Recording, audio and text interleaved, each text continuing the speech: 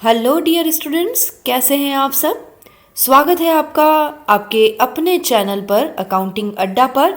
मैं हूं आपकी टीचर और मेंटर डॉक्टर विनीता अरोड़ा और आज हम फिर से आपके सामने हाजिर हैं मटेरियल इशू के एक नए मेथड के साथ। और ये मेथड है लीफो मेथड। जी हाँ स्टूडेंट्स, जैसा कि हमने प्रॉमिस किया है आपसे कंसेप्चुअल स्टडी का, तो कंप्लीटली एक conceptual study with full concept of LIFO method. तो चलते हैं आज की क्लास की ओर।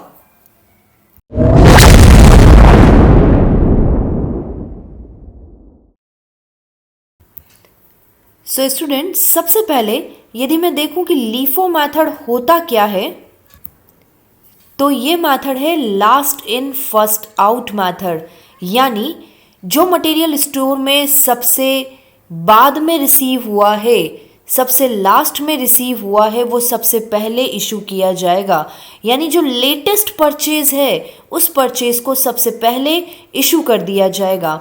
इसका जो बेसिक अजम्पशन है वो भी यही कहता है कि जो लेटेस्ट प्राइस पर ही मटेरियल को इशू किया जाना है। देखिए स्टूडेंट्स, लेटेस्ट प्राइस पर यदि मटेरियल इशू किया जा रहा है, यानी हमने 5 रुपये में मटेरियल परचेज किया है, तो 5 रुपये में ही हमें इस इशू कर देना होगा, जो कि उसकी मार्केट प्राइस ही होगी। तो यहाँ पर ये सबसे बड़ा फ़ायदा इस मेथड का है कि हम यहाँ पर मटेरियल को मार्केट प्राइस से रिलेटेड यानी लेटेस्ट प्राइस पर हम इसे इशू कर देते हैं। सिंपल टर्म में बात करें कि यहाँ पर क्लोजिंग इन्वेंट्री, देखिए एक ये बहुत बड़ा नुकसान भी है, डिसएडवांटेज भी है कि क्लोजिंग इन्वेंट्री यहाँ पर जो रिप्रेजेंट करती है वो एक ओल्डेस्ट प्राइस को रिप्रेजेंट करती है गाइस। तो ये ओल्डेस्ट प्राइस, क्योंकि पुराना स्टॉक ही स्टॉक में रह जाता है, नया जितना भी है, मान लीजिए हमने ए, बी और सी मटेरियल परचेज किया है, तो ऐसी स्थिति में यदि मैं कहूँ कि हमने 3 मटेरियल परचेज किए, जो लेटेस्ट मटेरियल है वो सबसे पहले इशू किया जाएगा, उसके बाद उसके पहले वाला। तो यानी जो स्टोर में जो मटेरियल रह गया है वो केवल वो मटेरियल रह गया है जो कि सबसे ओल्डेस्ट है, जो कि ओल्डेस्ट प्राइस पर है। तो ये एक डिसएडवांटेज भी है इस मैथड का।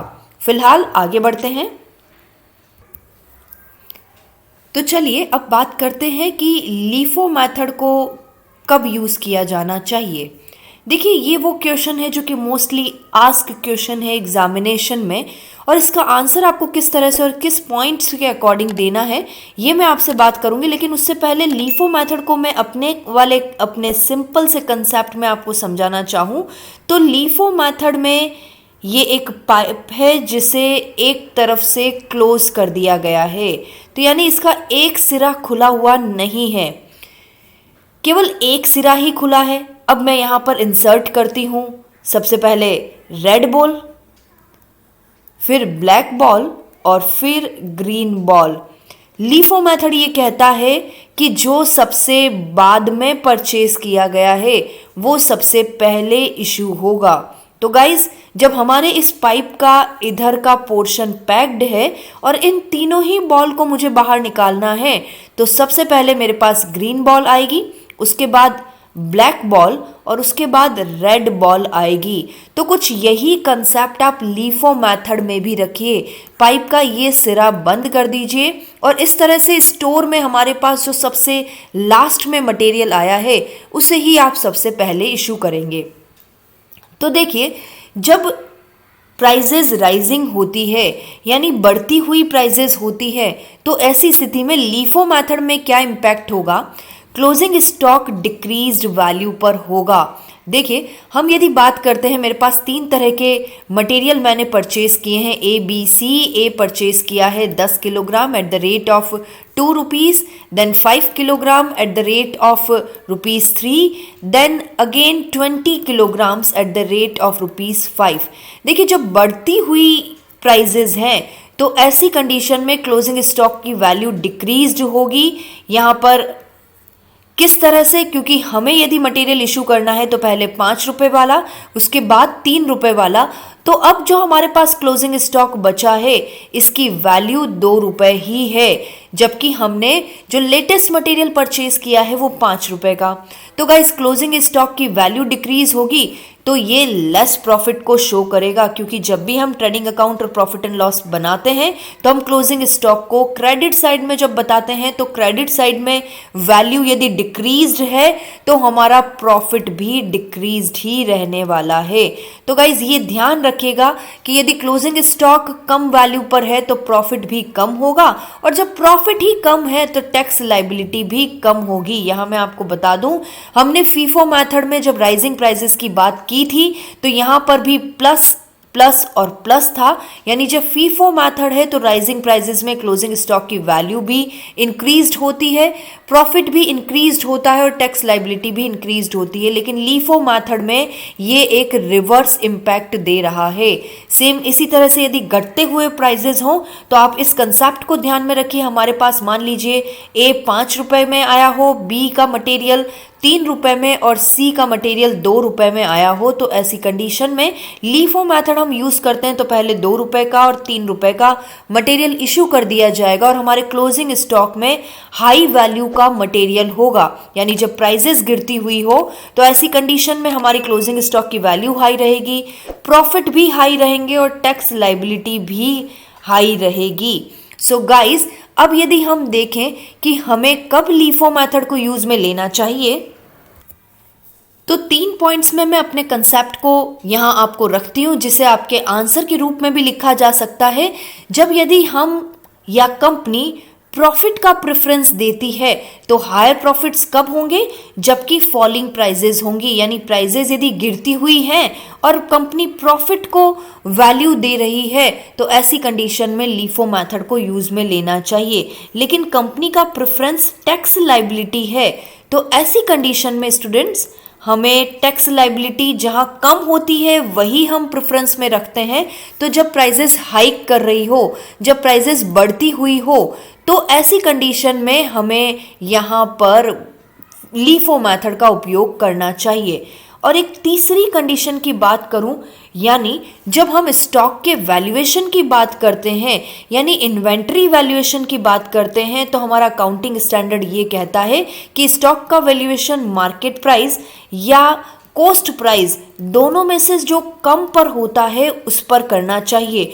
तो देखिए मार्केट प्राइस या कॉस्ट प्राइस कम पर होनी चाहिए, दोनों में से जो कम पर हो उस पर हमें इसका वैल्यूएशन, स्टॉक का वैल्यूएशन करना चाहिए। अब मार्केट प्राइस तो हमारे कंट्रोल में होती नहीं है, हम कॉस्ट प्राइस को अपने कंट्रोल में ला सकते हैं यदि हम लीफो मेथड यूज में कर रहे हैं। और ऐसी स्थिति में हम यदि इंक्रीज्ड प्राइस पर बात करें तो इंक्रीज्ड प्राइस में हमारी जो क्लोजिंग स्टॉक की वैल्यू है वो कम रहेगी और हमारा कॉस्ट प्राइस, जो इन्वेंट्री का कॉस्ट प्राइस है, वो कम हो जाएगा। इस वजह से हम मार्केट प्राइस और कॉस्ट प्राइस के कंपैरिजन में कॉस्ट प्राइस को कम पाएंगे और इसी कॉस्ट प्राइस पर हम अपने स्टॉक का वैल्यूएशन कर देंगे। यानी जब इंक्रीज्ड प्राइस हो रही हो तब आप लीफो मेथड का उपयोग करना चाहिए, लेकिन जब प्राइजेस डिक्रीज्ड हो रही हो तो हमें इस कंसेप्ट के अकॉर्डिंग, यानी स्टॉक के वैल्यूएशन के कंसेप्ट के अकॉर्डिंग हमें फीफो मेथड का उपयोग करना चाहिए। यहाँ आप अपना कंफ्यूजन क्लियर कर लें, किसी भी तरह से कंफ्यूज ना हो। आगे चलते हैं स्टूडेंट्स। देखिए बहुत जल्दी से लीफो मेथड के एडवांटेजेस और डिसएडवांटेजेस की बात कर लेते हैं। कभी कभी थ्योरी में पूछा जाता है, स्टूडेंट्स जो जनरली थ्योरी अटेम्प्ट करते हैं इस स्लाइड पर बने रहिएगा। स्टॉक जो इशू होता है, एडवांटेजेस की बात करें तो स्टॉक जो इशू होता है वो बिल्कुल करंट लेवल प्राइजेस पर होता है। जी हाँ स्टूडेंट, जो लेटेस्ट प्राइस है उसी पर हमें इशू करना होता है, तो स्टॉक हमारा जो इशू हो रहा है वो करंट प्राइजेस पर हो रहा है। ये एक सिंपल मैथड है, इजीली अंडरस्टैंडेबल भी है। प्रोडक्ट की कॉस्ट मोर रियलिस्टिक होती है, यस ऑफ कोर्स, क्योंकि जिस बार मटेरियल परचेज किया है, जिस रेट पर हम मटेरियल परचेज कर रहे हैं उसी रेट पर हम मटेरियल इशू कर देते हैं, क्योंकि जो लास्ट में मटेरियल आया है उसे हम पहले इशू कर रहे हैं। तो जो मटेरियल इशू हो रहा है यानी प्रोडक्ट की जो कॉस्ट बनने वाली है वो रियलिस्टिक है, क्योंकि हमारी करंट मार्केट प्राइस हमारे इशू प्राइस को मैच करती है। इसी तरह से ये लीफो मेथड तब यूज में लिया जाना चाहिए जब इन्फ्लेटेड प्राइजेस हों, बढ़ती हुई प्राइजेस हों, इससे हमारी टैक्स लाइबिलिटी रिड्यूस हो जाती है और ऐसी कंडीशन में हमारा कॉस्ट प्राइस भी कम आएगा। तो ये स्थिति जब होगी तब ये एडवांटेजेस रहेगा लीफो मेथड का। और डिसएडवांटेजेस की बात करें तो देखिए डिफ़िकल्ट है रिटर्न्स को रिकॉर्ड करना या रिजेक्टेड आइटम्स को रिकॉर्ड करना। जब हम न्यूमेरिकल क्वेश्चन करेंगे इस बात को और अच्छे से हम समझा पाएंगे, लेकिन समटाइम्स ये ध्यान दीजिएगा जब लीफो मेथड को ऑप्ट किया जाता है, मान लीजिए किसी स्टोर द्वारा मटेरियल को रिटर्न कर दिया जाता है, तो ये थोड़ा सा कॉम्प्लिकेटेड होता है कि किस प्राइस पर इसे फिर से रिकॉर्ड में लिखा जाए। इसी तरह से जो स्टॉक रिप्रेजेंट करता है, जो हमारा क्लोजिंग स्टॉक रिप्रेजेंट करता है, ये ओल्ड प्राइस को रिप्रेजेंट करता है। और फाइनली ये इसको जब डिफ्लेशन की सिचुएशन में फॉलो किया जाता है, यानी जब हमारे प्राइजेस घट रहे हों, ऐसी सिचुएशन में लीफो मेथड को यूज लिया जाएगा तो क्लोजिंग स्टॉक हाई रहेगा, टैक्स लाइबिलिटी भी हाई रहेगी। आगे चलते हैं। तो इसका एक न्यूमेरिकल क्वेश्चन मैं आपके सामने रख ली हूँ ताकि एक बेसिक कंसेप्ट आपके लिए क्रिएट हो जाए। मटेरियल ए है, उसके संबंध में लीफो मेथड आपको यूज़ करना है। ये वही क्वेश्चन है जो हमने फीफो मेथड में भी यूज़ लिया था। क्वेश्चन आपके सामने है, इसे हम यदि सॉल्व करें तो सबसे पहले ओपनिंग स्टॉक 1000 यूनिट्स को हमने यहाँ पर जनवरी 2023 के फर्स्ट डेट पर क्लोजिंग स्टॉक 1000 यूनिट का 5 रुपये ईच, 5000 का हमारा फिलहाल बैलेंस बता रहा है स्टोर का। 3 तारीख को मटेरियल हमने परचेज किया 900 किलोग्राम्स का, 900 यूनिट्स का 6 रुपये पर, 5400 की वैल्यू। नाउ आप बैलेंस का कॉलम मेंटेन करें। 1000 हमारे पास ऑलरेडी था जो यहाँ पर बैलेंस क्लोजिंग स्टॉक में है, और इसी तरह से 900 हमने नया परचेज किया। अब फाइनली हमें 7 तारीख को 1200 यूनिट इशू करने हैं। गाइस 1200 यूनिट इशू करने हैं लीफो मेथड, यानी सबसे पहले जो लास्ट का मटेरियल है उससे सबसे पहले इशू किया जाएगा। लास्ट में हमने 900 यूनिट परचेज किए थे, तो जो 900 यूनिट वाली मटेरियल को पहले निकाल दीजिए। और अब हमें 1200 यूनिट चाहिए, तो 1200 यूनिट के लिए हमें पहले अब 300 यूनिट चाहिए होंगे। तो ये 300 यूनिट कहाँ से निकाले?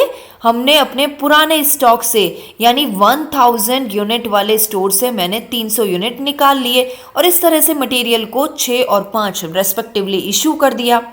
नाउ 1000 यूनिट के मटेरियल में से 300 का मटेरियल इशू हो गया, तो फाइनली अब बैलेंस में हमारे पास बचा 700 किलोग्राम का मटेरियल, जो कि 700 यूनिट को रिप्रेजेंट कर रहा है 5 रुपए पर, 3500 रुपए पर। 11 तारीख को हमने एक नया परचेज किया 6 रुपये 20 पैसे पर, 800 यूनिट है, इसे हमने यहाँ पर अकाउंट में लिया। और अब फाइनली हमारा स्टोर का बैलेंस जो बता रहा है वो ये कि 700 यूनिट का मटेरियल 5 रुपये पर और एक नया मटेरियल हमने रिसीव कर लिया है 6 रुपये 20 पैसे पर। फाइनली 13 तारीख को हमें मटेरियल इशू करना है, तो देखिए 1000 यूनिट्स का मटेरियल इशू करना है, तो जो लेटेस्ट मटेरियल है वो सबसे पहले इशू किया जाएगा। 6 रुपये 20 पैसे का मटेरियल लेटेस्ट प्राइस पर हमें सबसे पहले इशू करना है, और उसके बाद रिमेनिंग रिक्वायरमेंट जो है, जो कि हमारी 200 यूनिट की है, ये 200 यूनिट इशू किए जाएंगे 700 की क्वांटिटी में से। प्राइस सेम 5 रुपए की, और इस तरह से 700 की क्वांटिटी में से 200 की क्वांटिटी माइनस हुई, तो फाइनली हमारे पास 500 की क्वांटिटी का 500 यूनिट का मटेरियल रिमेनिंग है, जो कि पुराना मटेरियल है। देखिए मैंने आपको बताया था डिसएडवांटेजेस में, जो हमारा क्लोजिंग स्टॉक रहता है वो पुराना जो मटेरियल है उस पुराने मटेरियल को रिप्रेजेंट करता है, जबकि इसका बेनिफिट ये है कि जितना भी इशू होता है वो लेटेस्ट प्राइस पर होता है। तो गाइस क्लोजिंग स्टॉक की वैल्यू हम यहाँ देख रहे हैं, हमारे पास प्राइजेस इंक्रीज्ड वे में है, इसलिए इंक्रीज्ड वे में प्राइजेस हैं, तो क्लोजिंग स्टॉक की वैल्यू लेस है, पुराना स्टॉक है, पुराना स्टोर है। इसलिए ये कुछ एडवांटेजेस और डिसएडवांटेजेस के साथ मैंने इस क्वेश्चन को इनकॉर्पोरेट किया। फाइनली इस वीडियो को लास्ट तक देखने के लिए thank you so much. I am trying my best to make you understand the concept of all the cost accounting. So finally guys, subscribe my channel, साथ ही आप मेरे वीडियो को लाइक करिए और नोटिफिकेशन बेल को ऑन कर लीजिए ताकि मेरा वीडियो देखें आप सबसे पहले। So guys, thank you so much.